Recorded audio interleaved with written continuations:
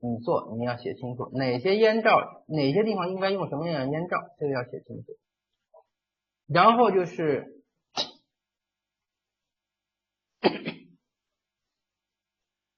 你的风管的材料和是否要做保温的定性的一些问题，定量的问题先不用写，主要是定性的问题一定要写清楚啊。后面呢就是自控，自控呢是你包括它这个阀门的这个互相亲风和这个过渡季节和这个冬夏季的这个切换，怎么样切换，对吧？冷水机组的这个启停问题，冷水机组有一个启停的这个顺序，就是说哪个先开哪个后开，这个一定要搞清楚。就是它是冷却塔的进水电动阀先开，然后就是冷却塔可以进水了，冷却水泵开始运转。冷却水泵运转了以后，这个冷冻机就具备了这个冷却的能力，它能够冷却那个压缩机的那个冷凝器的那个能冷却冷凝器的产生的热量了。这时候冷冻水泵冷水泵就是冷冻水泵，它就开始转，它呢就开始使这个整个空调水的系统开始运转。这时候呢，冷却塔的这风机呢，因为在刚开始运行的时候，冷却塔的风机要运转，这样以加快这个冷却水的这个达到它的这个冷却效果。最后呢，冷水机组开启，这样的一个顺序。反过来的时候呢，要先关谁呢？先关冷水机组。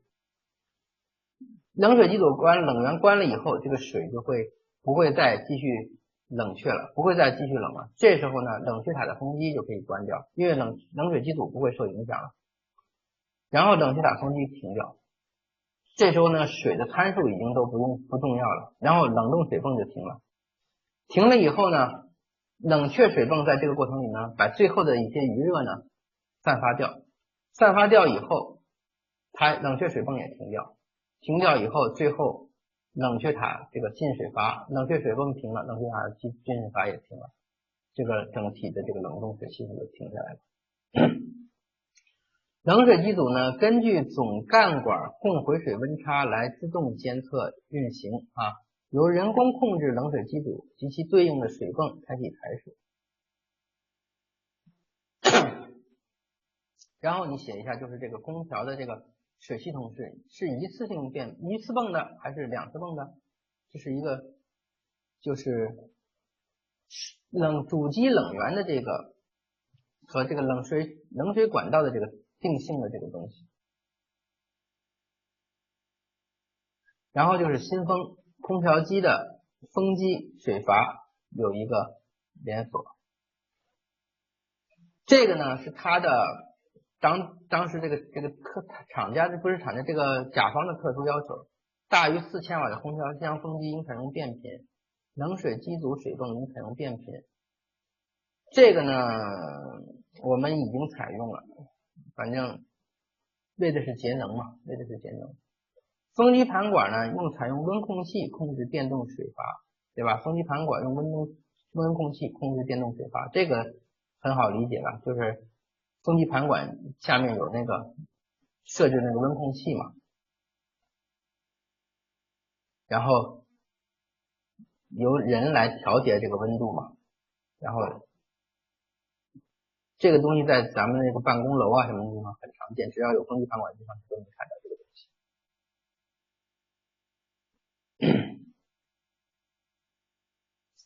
后面呢就是环保，所有的这个空调器的这个东西就是套话了啊，对吧？然后减震，环保和卫生就是减震，消音就是环保，对吧？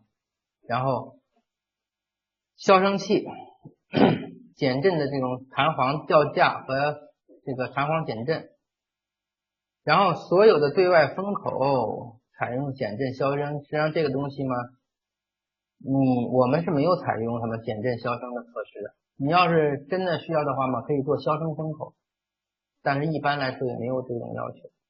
新风量嘛，你就按节能标准来设定，对吧？进风口的位置呢，你要满足相应的这个环保规范要求，这个就是大家看一下就行了。空调的节能设计，这是一个节能设计专篇。这部分呢，主要就是这个在哪儿有呢？这个东西实际上是在节能措施上，节能的那个规范上就有这些东西。然后呢，一个是风机的单位耗功率不大于多少，对吧？然后呢，就是风机的最大单位耗功率，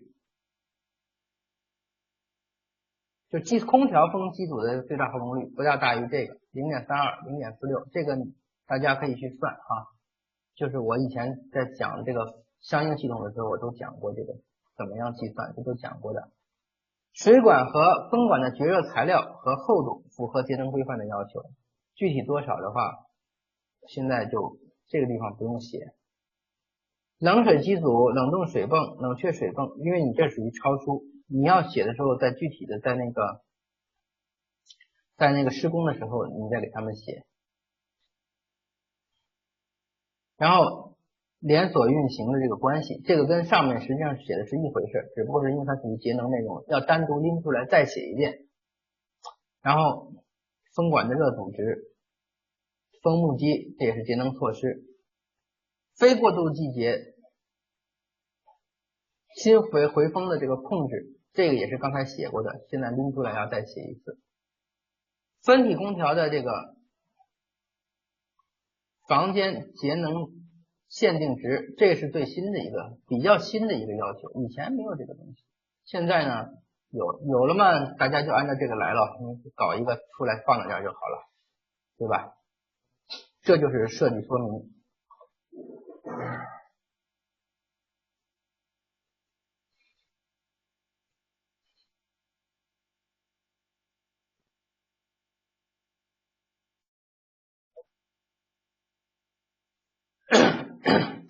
那个大家的作业，我现在想起来了，我顺便问一句，那个网上的这些同学们那个作业，你们上次已经考到了吧？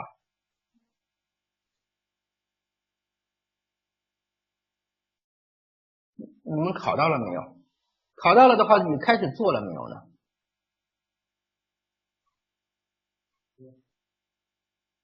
我是想这样吧，我想明天，那不是明天啊，下个礼拜，我想大家能够最好做一下，做出来以后，我就开始结合的讲一下吧，好不好？然后我下礼拜计划讲第一把那个作业讲了，第二再拿出一个超市来，我跟这个超市一样，我不会再这么详细的讲，因为第一个超市我是切了块讲，解剖了的讲，对吧？我先把它都解剖开了，成了一个碎块一个碎块的，然后零零碎碎的每一个是怎么来的，每一个怎么来的，我是这样一块一块都讲。下一个超市呢，我就默认大家该知道的这些事情都知道了，然后呢，我就把这个你知道的东西呢，我就串到一起了。这个地方该怎么做啊？比如说那什么风管的风量怎么选，我就不再提这个事儿了。我就说，哎，这儿风管啊，风量是多少？风管的尺寸是多少？怎么来的？我这次讲的这些里面都有过了，包括什么冷冻机的水管，你看我是怎么走的，怎么走向？我主要是讲这个走向啊，还有这些东西了，对吧？然后我就不会再详细的讲啊，这个阀是什么用？为什么要用这种阀，不用那种阀，对吧？我就不会再讲什么这个风管的这个风速，我就告诉大家这个风速是咱们整个8米，然后一看是风管是多少，我就不会再说为什么9米行不行啊，6米行不行啊，我以后不再讲这些问题了，因为第一个我就是这样碎碎的来讲，大家每一个上面都是分出很多个叉，所以这样听如果你没有连续听的话，就觉得很乱，实际上是因为一个上面都分了很多叉，一个上面都分了很多叉。这样讲，下一个呢，我就是连贯的讲，来把它讲一下。大家反正赶紧抓紧做啊，这个礼拜把它给基本做完哈。至少你要做不完，你说我忙做不完，你至少要看一遍，或者是你至少有个自己的想法。我别到时候我讲到那儿了，你反应不过来，这个就是不好了哈。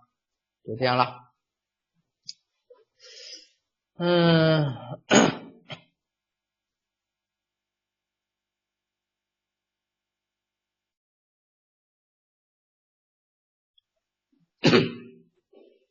施工说明，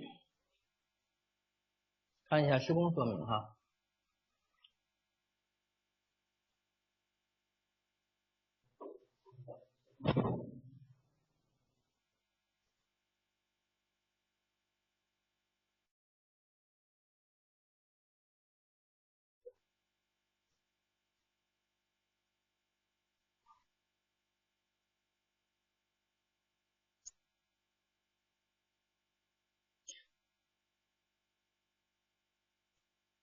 能看清吗？这个字儿这样看能不能看清？看不清啊。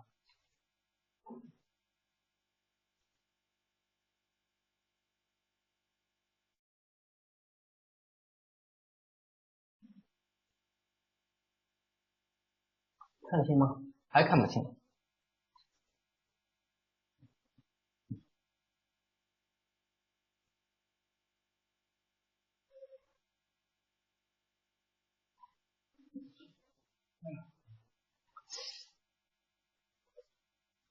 网上的那个能不能看清我这个屏幕上这个字儿呢？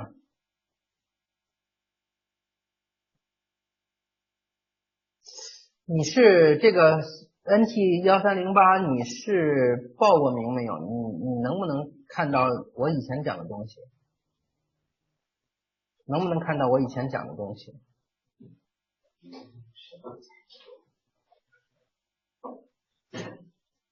？3、4、5、6、7个，看不到。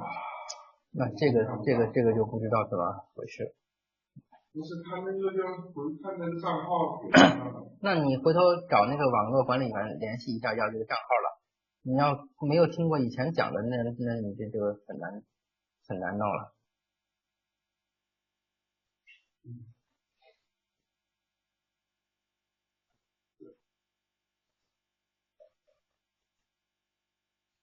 好，大家看一下这个设计说明哈。首先是尺寸标高的这个以毫米计啊什么的，这个我就不讲了啊，大家看一眼啊。能看清吗？这网上能看清吗？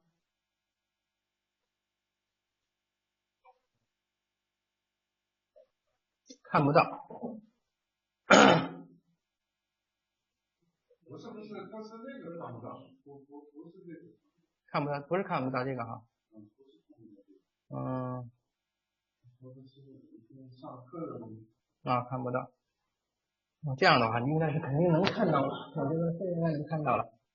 就是第一步，先是交代一下图中的标高啊，什么1米计啊，什么，这都是陈词滥调啊，大家都看一眼就行了。反正第二呢是写的是水管道的材质与安装。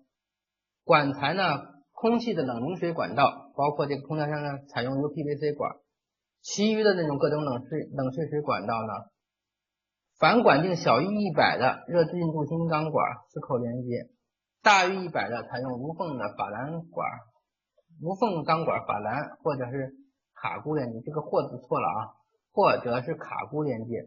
一般来说呢，现在都是卡钴连接，一般都是卡钴连接了。然后呢，这卡钴连接呢拆卸比较方便啊，比那个法兰要方便，而且漏水啊各方面的比那个法兰可能性要小一点。然后风机的这个风衣盘管啊什么的这种连接，大家看一下啊。第二步是管材，第三步是自动排气阀，你看见没有？我这一句话把这些排气阀的事情，刚才我讲的排气阀的事情都写清楚了。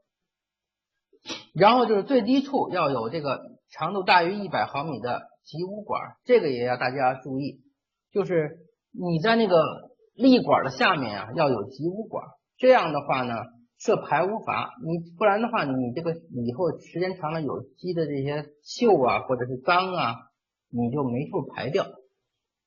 啊，这个一般要注意。冷凝水管的干管坡度一般为8/1000，我这个写的好像好大呀。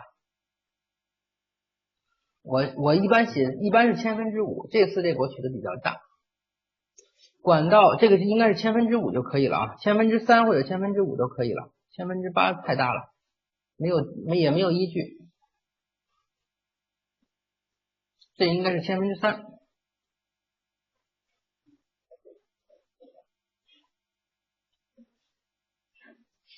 管道穿墙或楼板处加套管啊什么的这些东西，大家看一下就行了哈。这个用岩棉啊、什么填紧空隙啊，这些东西都是大家就看一下就好了。这个反正这套图我会发到网上去，大家反正仔细的看一下吧。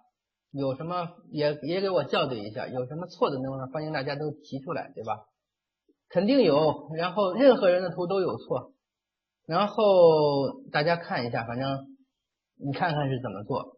我以前已经说过好几遍了哈，就是说拿到一套图，你先看看人家怎么做，然后你自己再做一下，看看人家为什么这么做，对吧？这个大家刚才一直在着急的说怎么才能更快的上手，这个就是个上手的办法，对吧？我带你做，实际上这个和我带你做的这个道理是一样的，因为我是怎么画的，我已经详细的讲过我是为什么这么画了。然后呢，我画成什么样呢，大家也都能看见。然后呢，哪些地方画的不好，哪些地方现在出了错了，哪些地方现场啊风量不对的，或者是怎么样的，我也都给大家讲过啊。大家反正回头自己再仔细的看一下这个图。冷热水管的支吊架哈，这个东西你看经过沥青的这个弧形木块哈，你看这个东西也要写一下。水压试验，水压试验的话，就是说有一个打压的问题。打压的话呢，这个你是按照工作压力就是1.0，就是1兆帕。一般水的工作压力，冷冻机的工作压力就是1兆帕，我们这个水的工作压力定成1兆帕，就是10公斤。实验压力呢，你打到1.8兆帕，然后后面呢你就反正看一下了，就是这么一个过程。机房内的冷凝水排水地漏，原则上呢按水师的这个图做啊。然后如果水师图所保留的地漏无法使用，为什么我没法？就是在有可能我空调机它原来留好的，我放完以后空调机了，它在空调机下面你改一个位置，对不对？或者是水师有缺漏，可按本专业图纸结合具体情况增补，这都是一些预防措施吧。然后就是风管的材质和安装。风管呢，你看我是采用的是什么形式呢？镀锌钢板，对吧？厚度按照这个来，通风。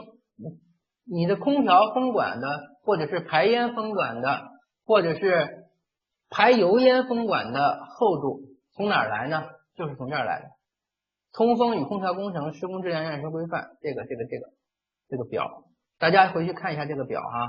你们有没有空调施工验收规范？这个规范也是好规范，大家一定要仔细的看。我们玩的基本上就这几本规范，有10本规范左右吧，啊，10本规范差不多吧。还有技术措施啊、规范呀，就这几本规范啊。然后看过哈，然后空调的规范、节能的规范、建规、高规。然后就是车库的规范，施工风管的空调的这个通风空调的这个规范，采暖水管道的和卫生热水的这个规范，然后就是这个我看还有什么规范啊？还有就是这个我刚才说过停车库、停车场的规范嘛，还有人防的那个规范，人防的规范大家也可以看一下。然后就是这个我看还有什么规范来着？现在是8本吧，大概是我记得有10本，反正大概就是10本规范，常见的规范10本，然后反正都看一下规范呀，还有这个规程啊什么的，大概就是这样，大家看一下，反复的看一下，反复的看一下。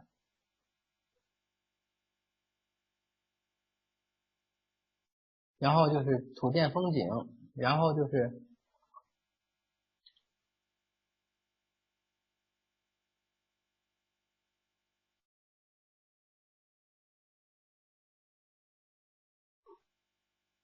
一般的风管法兰的垫料哈，这个东西怎么样做，这都是固定的，大家也就看一看就好了哈，对吧？然后穿越楼板，然后支吊架，对吧？支吊架，然后风管上的调节阀啊，安装，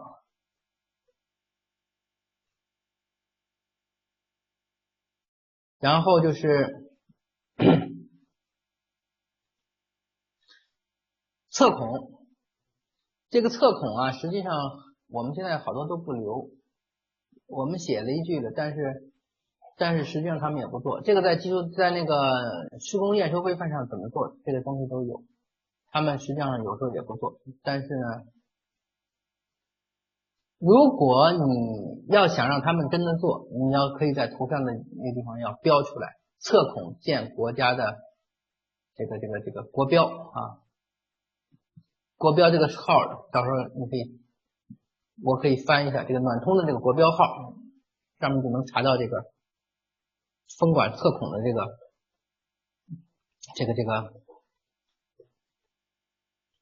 国标号，你们能找到。然后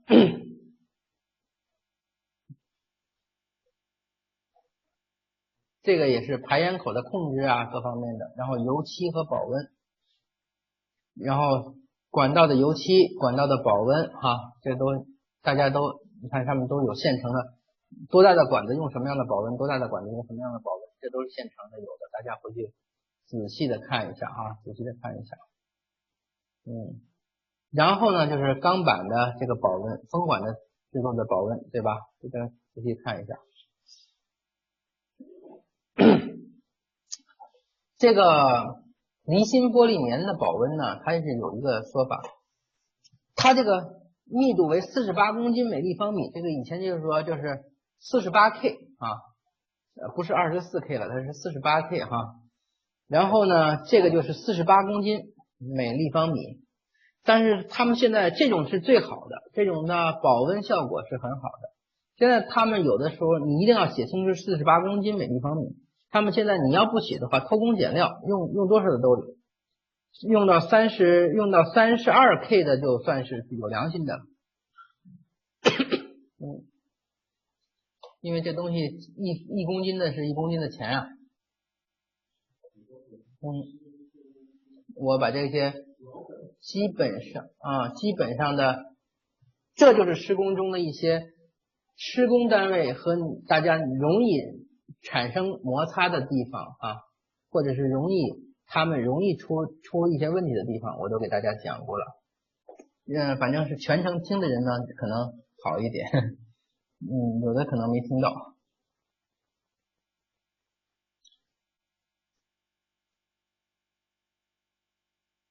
然后呢，就是明装的排烟管不保温，然后暗装的这个排烟管呢要保温啊，这个是规范的要求。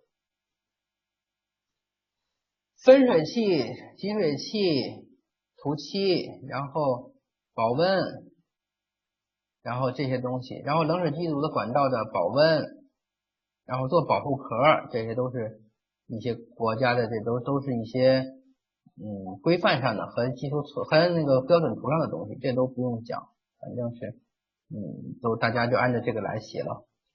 设备的安装，你看见没有？这是圆管安装，硅橡胶、玻璃棉、纤维布或者是铝箔柔性玻纤圆管啊，这个名称大家就看到了吧？这个就是圆管的名称啊。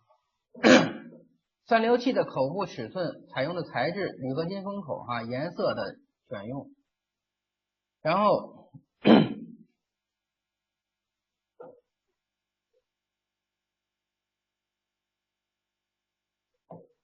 系统的试压，冷水机组的在订货时候的减震啊，这都有了。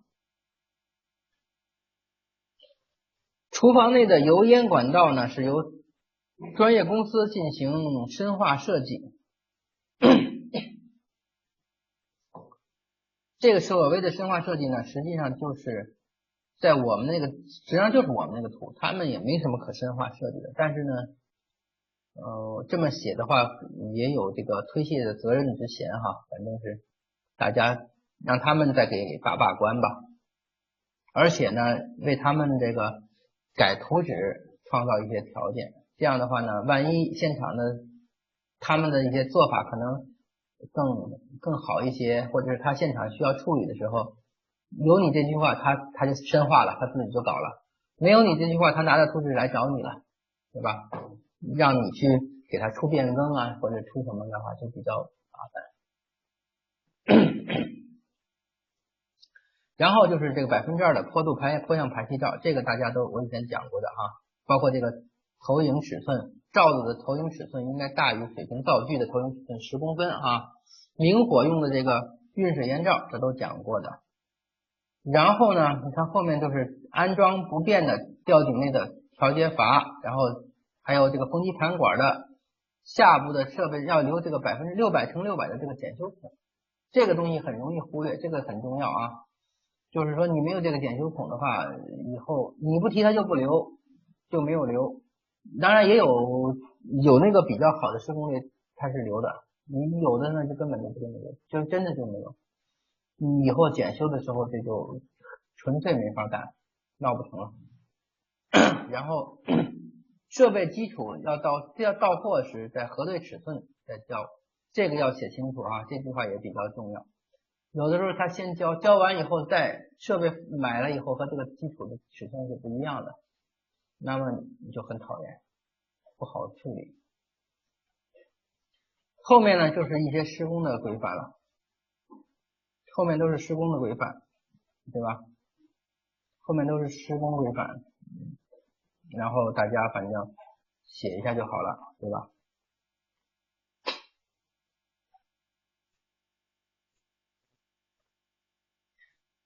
这个呢是保温的规格，就是我这个管道保温应该怎么做的规则。无缝钢管就是这个数，对应的这个镀锌钢管对应的无缝钢管，因为我标的都是无缝，我标的都是 DN 多少，它的无缝钢管呢现在都是无缝钢管的标法都是这个标法。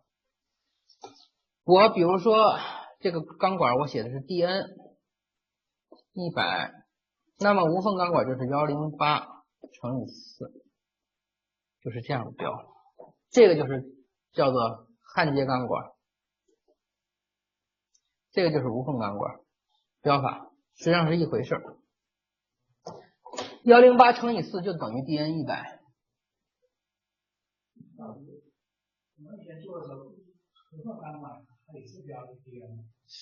无缝钢管按道理不应该标 DN 的，因为无缝钢管一般来说都是应该是标这个多少管，这叫做工程直径乘以，这是工程直径，这是管的管内径吧，管外径乘壁厚，是这样标。无缝钢管是管外径乘壁厚，然后是无缝钢管是管外径乘壁厚，所以的话这个标法的话还是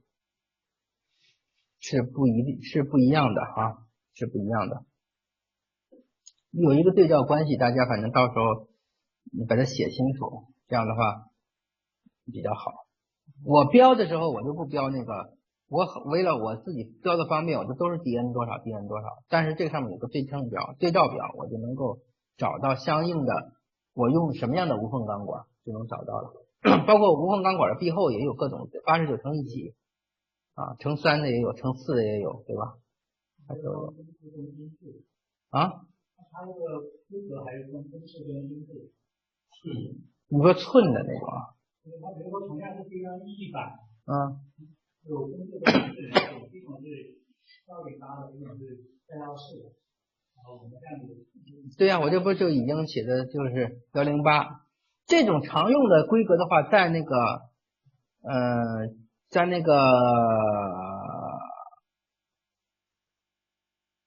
常用的一些空调资料手册上你都能查到，就是那个什么简明空调设计手册、供热供暖通风设计手册等等等等，上面都有，这些东西都能查到，你就直接去翻一下就能找到。如果你要不想翻，那就是这个，大家就按照这个来就好了。我这都是总结好了嘛，然后搞一下就好了。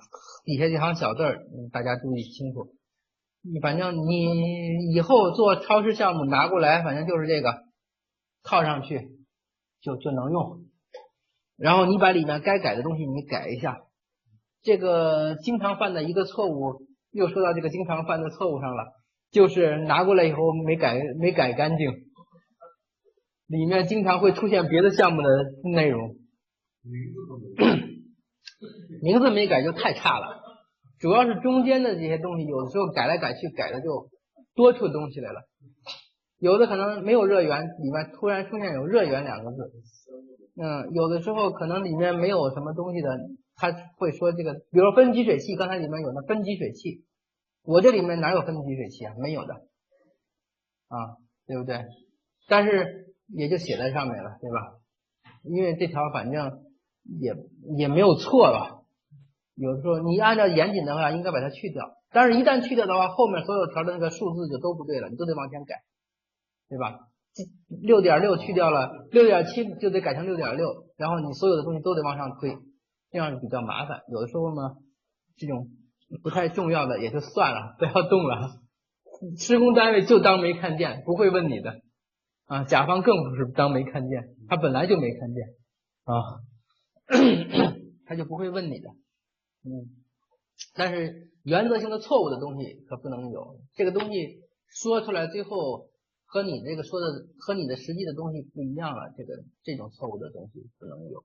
另外就是规范一定注意，这里再提醒一遍，第 n 遍哈，后面那个规范后面有一个编号，这个 GB50019杠多少多少多少，这个号一定要写对哈，你别光过了前面的时候啪往上一套，后面这个号你随便。这个号你写错了的话就很麻烦，这个实际上是一个最不值当的一个，你看这个就是这个规范的这个号是一个很不值得错的东西，就是本身就说明你这个没有注意。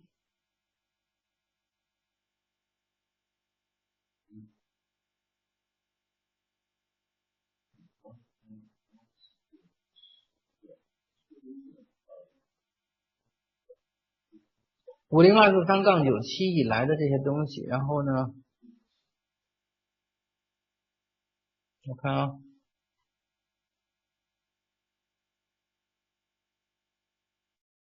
这上面没写，看看那边，那边这样，你看这个我看啊，这个杠2012嘛，对吧？那你看我这个上面写的是多少呢？公共节能上杠2005嘛，对吧？50189吧，我看我这是不是？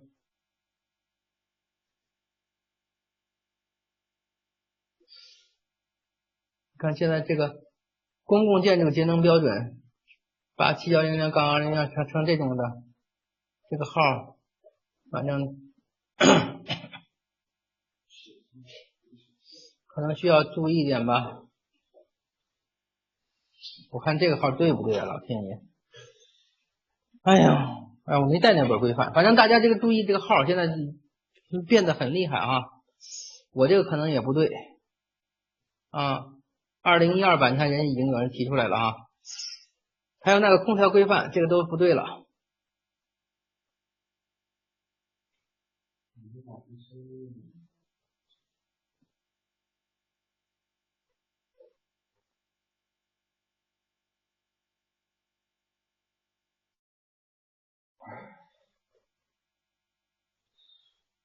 对，还有这个空调规范啊，已经到了2012版了，大家注意了。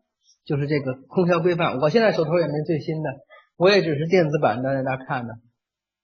反正大家注意一点，这个空调规范，一个空调规范，一个是那个节能规范，两个现在都变了，要把它重新的闹一下了。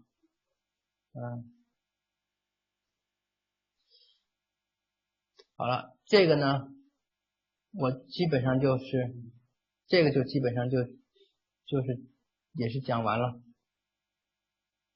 这个讲完了。然后呢，就是说看一下这个图例吧，再看一下图例。管道啊，哪些管道怎么样写？我这个图例呢是一个精简版的图例，实际上它的来源呢也是那个华东院，也是华东院的那个来，但是呢有精简了。原来的华东院呢是专门有一章的。我建议大家要是没事呢，不用像我这样吃饱撑的精简，因为我这是做这种项目，就是专门做这个超市的。你一般来说呢，你就直接用华东院那个大的来就完了。然后呢，你一定是注意，就是你的图例跟你的画的图上一定要对上，别到时候人家华东院的图例你抄了华东院的一张，然后你画图的时候按照自己的习惯来，最后根本图例和你的图对不上，那么这个就第一也是丧失了人家图例的意思，第二的话让人一看能看出一个这个破绽来哈，这就很讨厌了。像这些东西都瑜伽阀呀，还有这些什么消声弯头啊什么的，包括这个防火阀呀，常开常闭，对吧？你看这种风机箱啊，什么混流风机呀，这些东西大家都可以都写一下。然后包括水管的这个外径壁厚啊，工程直径啊，这个设备的所在楼层数和设备编号啊， PAU、AHU，PAU 就是新风空调箱，然后这个呢是 AHU 就是这种组合式空调箱或者是室内的这种空调箱啊，大家都把它写清楚。后面呢就是材料表了。材料表先你看我给大家看一下我这个结构大概是什么情况哈。消防系统、消防风机，然后哪一层的消防补风或者是什么时候怎么是哪一层用在什么地方一定写清楚，对吧？然后排油烟，先是消防然后排油烟的设备是哪些设备？油烟净化器，你看哪个设备？风量、阻力、电量，风量、压头、电量，反正就是这些。一般来说呢，这个材料表上写的是什么呢？过去是我们做的时候是连钢管都要统计，有的人做的更细的连法兰垫片都要统计啊。以前那种外国公司、日本公司尤其是哈，他们肯干这种事情。我们那时候油漆多少公斤都统计，那怎么统计呢？油漆怎么统计？平米数除以10就是公斤数。这个可能吗？我们就胡说八道嘛，反正最后就瞎糊弄了，就是那个数就瞎猜了嘛。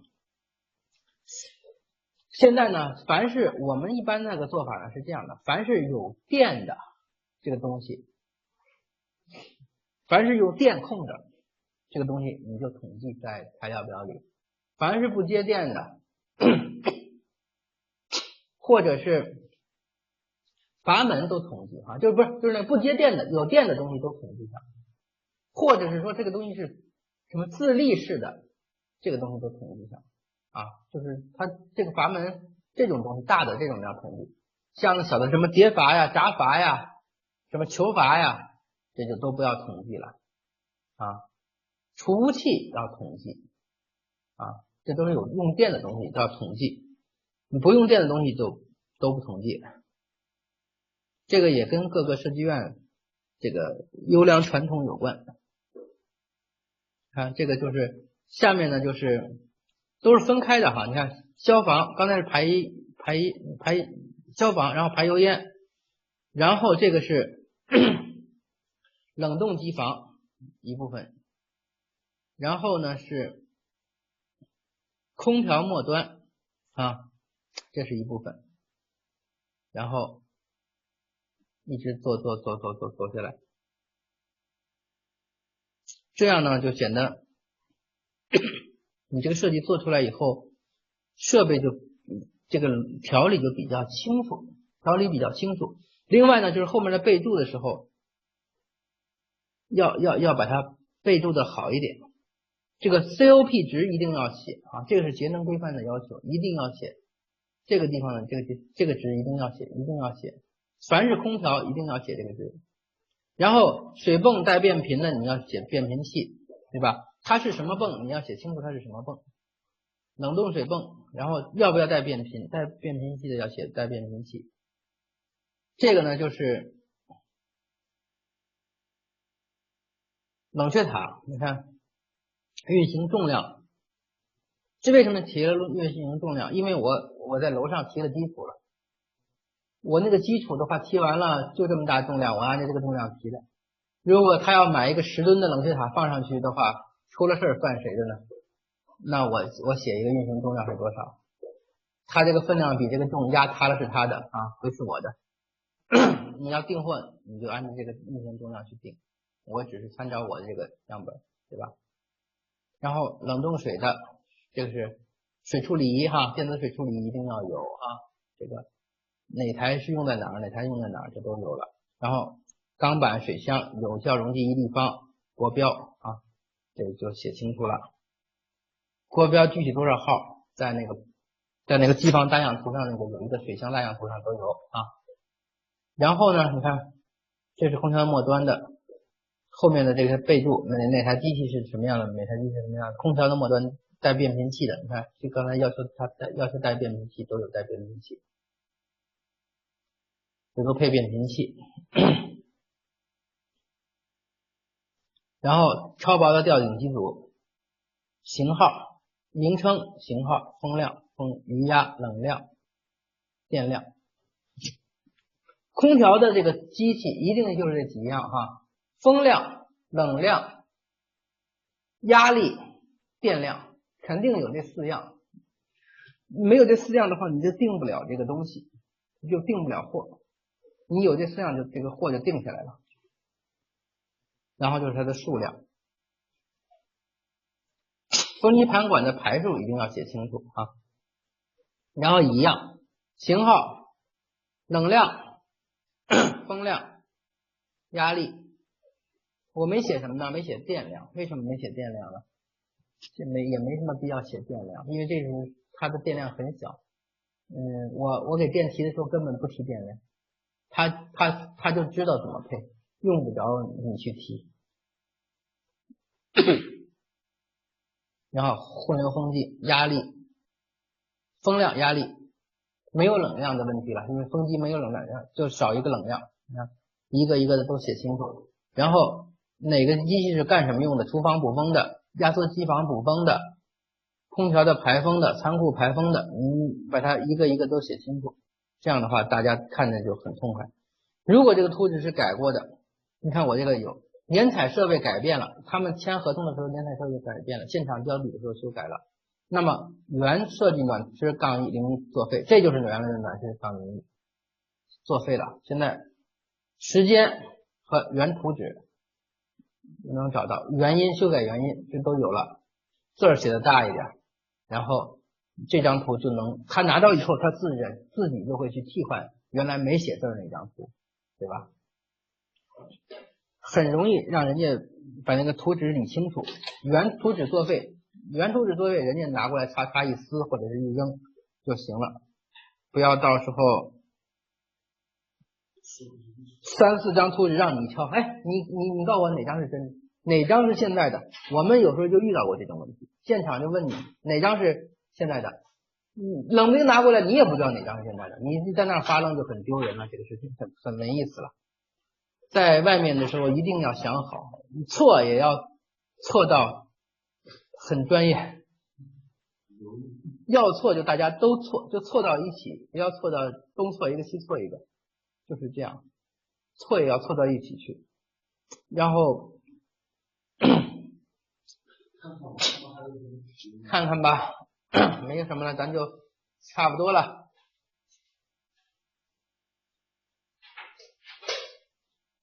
抗震的要求，审图抗震，你指的这个抗震要求是抗震的要求是什么？因为我所知道的抗震要求只有在那个煤气设计的时候才有一个抗震要求，说在穿越建筑基础时应做软管考虑抗震，好像是有这么一条。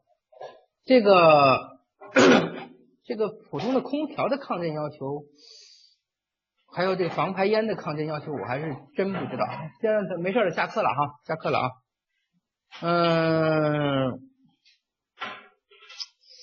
还有什么问题大家再提一下哈，然后没什么问题就下课了。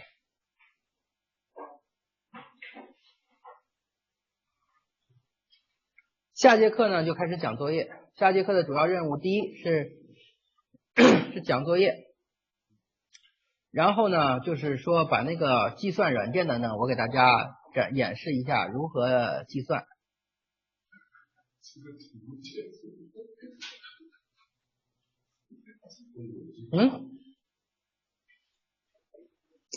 这个哈，我这就是初级速成班，这个适合的，我刚才我在网上用打字的，我打了，你往前翻一翻，对不对？你往前翻一翻，你这个打字的这个你看一下，我给你打了，对吧？就是说适合呢，就是学过暖通的，但是呢又没做过设计的，然后这些人呢来接手上做设计，就是我的这个目的就是这个。如果你要是以前一点暖通基础没有的话，听这个课就很困难哈，就很困难。你跟那个视频，你报名没有嘛？你要报名了，你就跟那个网站的那个管理员来联系，他就会给你能看。我刚问过，他说都可以看的，翻来覆去都可以看的。跨专业的这个我怎么想不通呢？你怎么会想起学暖通呢？土木专业的学暖通有什么好处呢？你可以了解，就是说你说我是了解没问题，这个我这个专业也可以。那你问一下吧，这个NT1308，你问一下那个网站的这个管理员，他现在就在的。我估计他现在也看着吧。他在的，他这个同建教育这个也在的，你问他一下，他应该能告诉你，他马上就会告诉你。他马上就会告诉你。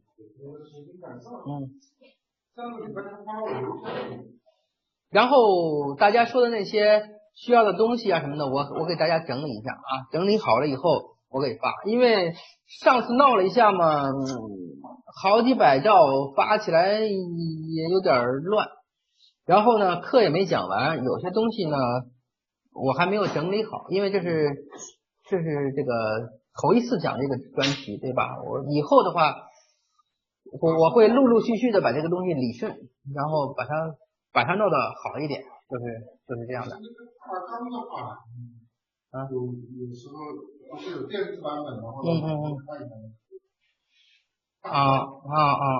这样的话自己看的话，这个就是说笔记啊什么看的。可以的，这个大纲的东西也可以的，我回头整理一下，然后放到网上。因为这个大纲上的东西，有的时候我自己的里面插的乱七八糟东西话很多，你知道。还有然后回头我把这大纲也给大家发一份吧，大纲也发一份，大纲也还有点内容了，十几张纸嘞，有十几张纸呢。好了，那看还有什么问题没有？没问题就放项目图纸好吧，我马上就把这个项目图纸今天就给放到群里，在课件里有，我跟那个网管说一声吧，让他放到那个群里去吧，放到群里，好。还有问题没有了？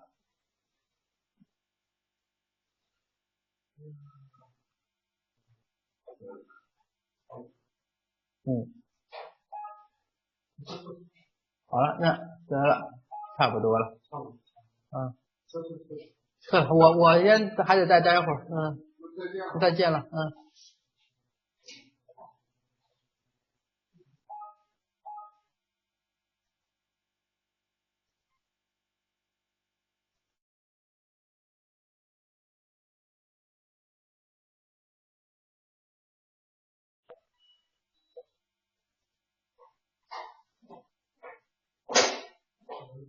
收工了啊。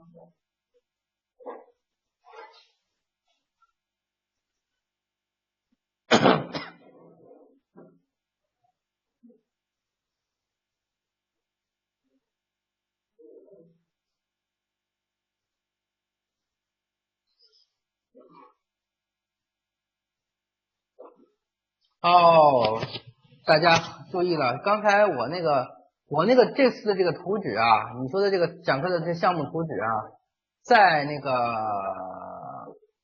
什么上面有的，在那个我上次群里发的那个打包的那个文件里面就有的哈，你们自己从里面找一下吧，就在里面就有。明天讲什么内容？明天不讲，明天是请你们看一下那个课程的那个安排吧。明天没有课，明天过年了嘛，这个有些事情，明天没有课。下周六有课，年前就是下周六还有一节课。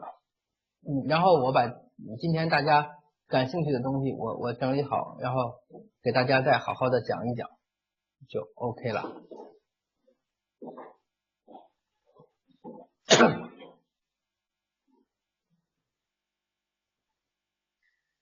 有一个说是1312说是公司的通风图纸比较多，你是哪个公司的？是人防的？